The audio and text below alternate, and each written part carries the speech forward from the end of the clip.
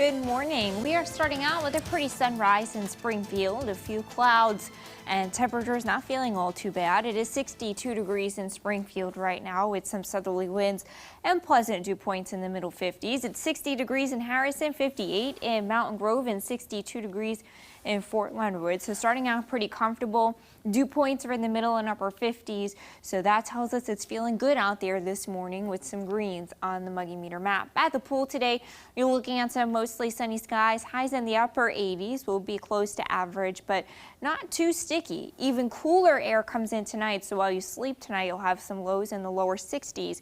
You could probably give the AC a break and open up the windows and use some ceiling fans. So hour by hour, you're looking at highs in the upper 80s today, cooler lower 60s tonight, north winds and even cooler tomorrow with highs in the lower 80s with some sunshine. So we've got a nice stretch ahead. A cold front comes through dry today, switches winds to the north, which is why it's going to be cooler Tuesday and Wednesday with some north winds. You'll find some highs in the low to middle 80s.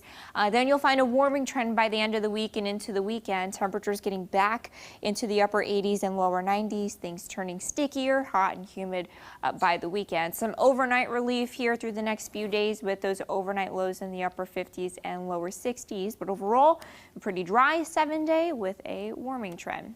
Joe, Jen.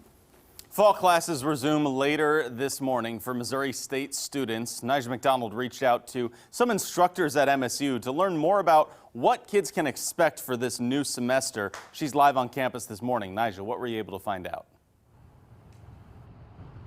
Yeah, Joe, good morning. Well, the Missouri State professors I met with said that they spent the majority of the summer preparing for this fall semester, and that way their main goal was to ensure that a student's learning experience continues to be number one, no matter what that may look like moving forward. Now, I met with Helena Metzger, who is a senior instructor at Missouri State, and Metzger says she and her colleagues, again, have been working to prepare ways to offer classes in a variety of formats. Instructors are also incorporating things they learned earlier this year when courses were shifted online. For example, instead of hour-long video lectures, students will notice shorter videos on different content areas. These videos will also be paired with activities and opportunities for students to discuss with their peers.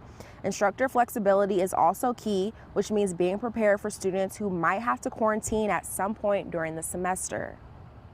I think that experience from the spring semester going into the fall semester has given us the opportunity to really be ready for blended. It's pretty much blended. We can't guarantee, and we have to be ready to support the students that may not be able to attend class.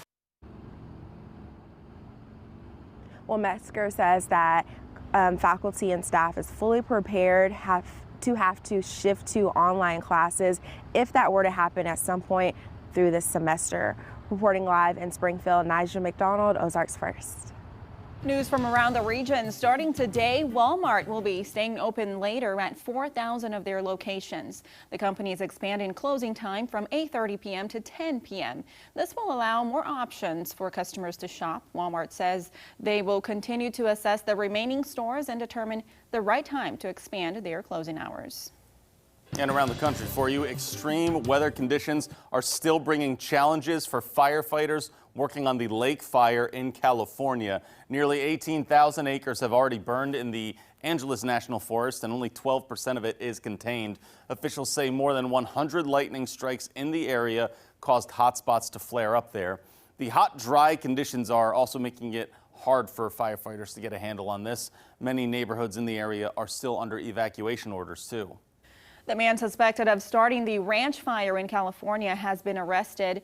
36-year-old Osmin Palencia turned himself into police yesterday. The homeless man is accused of intentionally setting the fire. The fire has grown to more than 2,200 acres and is now 7% contained. A riot was declared Sunday night during an anti-Seattle Police Officers Guild rally. Authorities issued a dispersal order for the people who were marching and throwing projectiles. Shortly afterward, several people were detained. According to police, some officers were injured from rocks and fireworks. One of the officers suffered a significant injury to the eye as well. Two automakers are close to finishing mass production of ventilators. When the pandemic exploded in the U.S., the federal government tapped General Motors and Ford to produce life-saving machines for the sickest COVID-19 patients. Now, both companies are nearing the end of their contracts. GM expects to deliver the full 30,000 ventilators to the U.S. stockpile by the end of the month. Ford plans to reach about 43,000. But ventilator production will not stop entirely. Ventec Life Systems will continue to build them. Making news around the world, New Zealand's Prime Minister postponed the country's general election by 4 weeks up to October 17th, but ruled out delaying it any further as the country deals with a new outbreak of the coronavirus. The election had been scheduled to be held on September 19th. New Zealand law requires that an election must be held before November 21st. Telephone calls between Israel and the United Arab Emirates are being connected for the first time. The ice-breaking move follows last week's announcement of a diplomatic deal between the Jewish state and the Persian Gulf nation. Also for you in some more local news, the Taney County Health Department will be offering a kindergarten vaccination clinic to students today. It'll take place at the department's Forsyth office off Highway 60 from 8:30 to 5:30. Vaccinations are on a first-come, first-served basis. Participants should remain in their cars until it's their turn. Now, a parent or guardian must be present for these, otherwise an authorization to consent form is required. A list of other items to bring with you can be found over on ozarksfirst.com if you need to go. If you have been waiting to get your license or tags renewed, a temporary license office will be open in Springfield today. The office will be located at the Landers State Office building off of the square. It will be open Monday through Friday, 8 a.m. to 4:30 p.m. The Department of Revenue will also be operating a new temporary phone-in vehicle registration renewal service, and that phone number is 573-751-1957. Temporary offices will also be open in Kansas City and St. Louis. Community Blood Center of the Ozarks is hosting an extreme adventure blood drive for the next 2 weeks. All donors will receive an adventure-themed shirt and be put into a drawing for prizes like a kayak, an adventure experience, or a zip line and snowflex session. Walk-ins are, of course, welcome, but appointments are encouraged. A mask will be required upon entry there. You can find more information as well as donation times to sign up and register at cbco.org.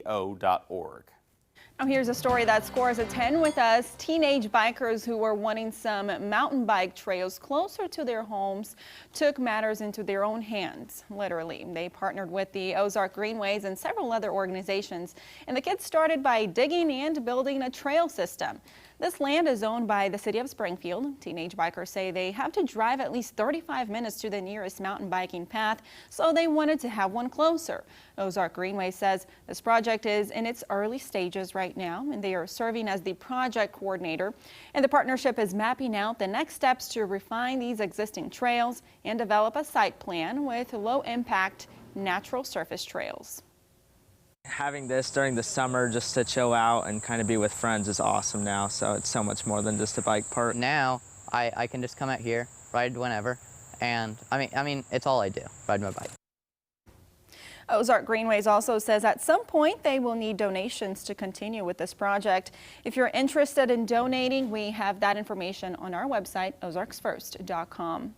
And now here's a look at what's coming up after daybreak. Coming up, a convention unlike any other gets underway. Senator Cory Booker talks about how Democrats can avoid their mistakes of 2016. Plus, Dolly Parton joins us about her passion for helping kids learn how to read. Coming up on CBS This Morning. All right, so as we saw there, what's trending today, the DNC begins tonight. There will be a lot of talk about that all throughout the week. It is in Milwaukee, but a lot of the speakers will just be joining in remotely.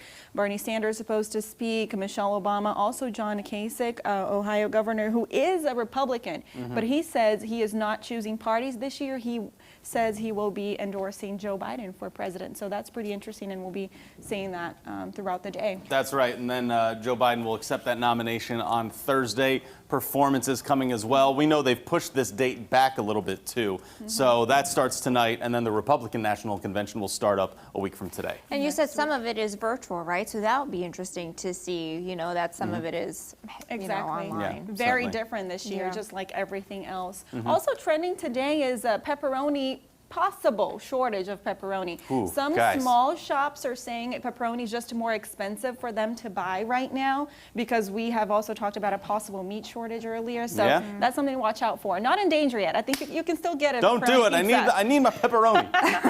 Goodness gracious. And some pizza. But the weather here locally, back here at home, will be nice, right? Gorgeous, really, through the next 7 days. Seasonal sunshine today, a little bit cooler tomorrow, and then a warming trend takes us back into the 90s by the weekend. All right, everyone, thank you so much for starting off your week with us here on Daybreak. Have yourself a good Monday.